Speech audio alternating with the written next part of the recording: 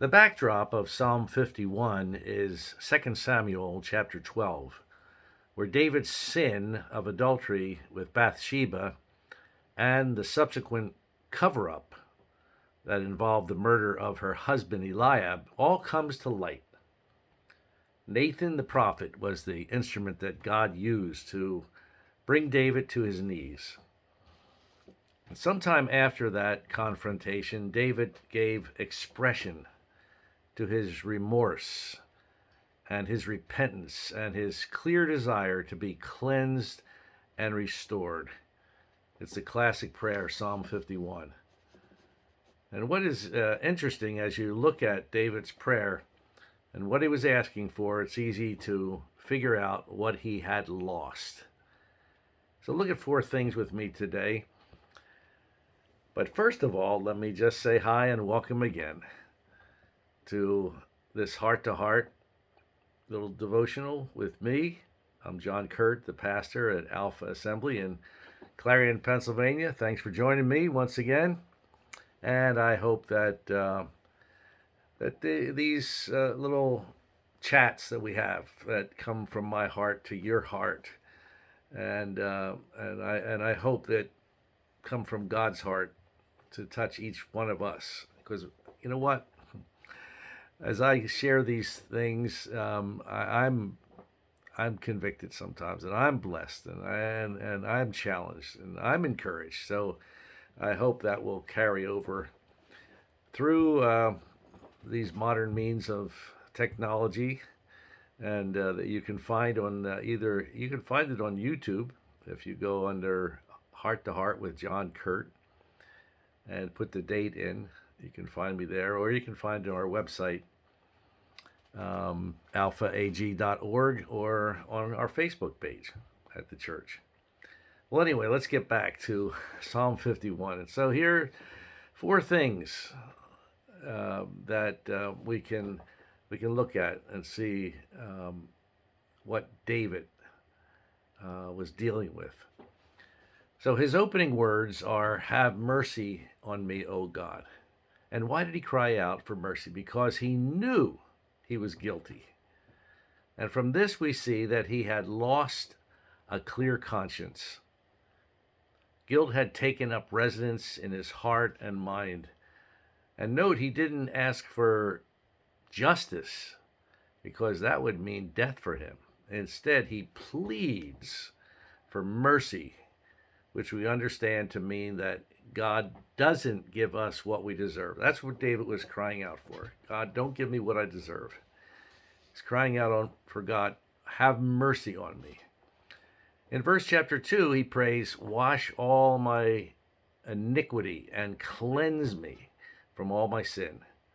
And from this, we can see that he had lost a sense of purity. He felt dirty.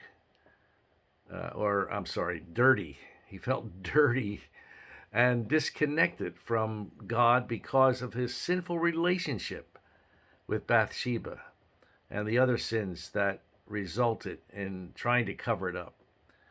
And if you figure it up, he had broken 5 of the 10 commandments in this episode, which left him with the feeling that he really needed to be cleansed.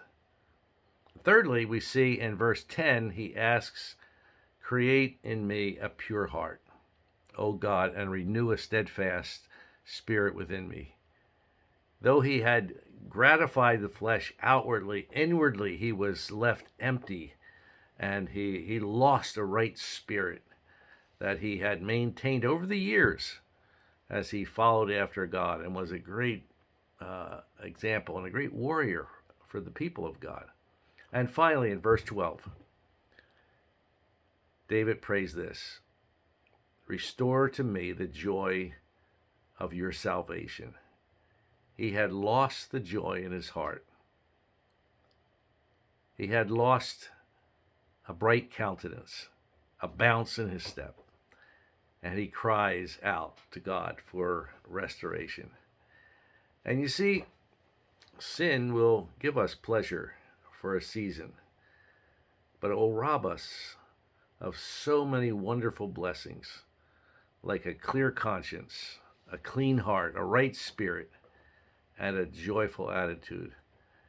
And those are exactly the things that Satan wants to do, because he's the thief, as Jesus said, who comes to rob and to kill and destroy.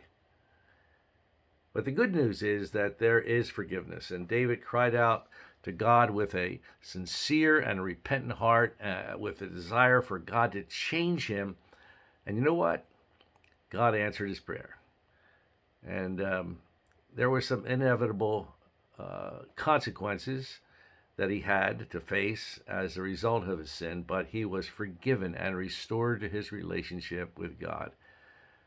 You see, God's no respecter of persons, and if he could forgive David of all of his offenses, he can do the same for you.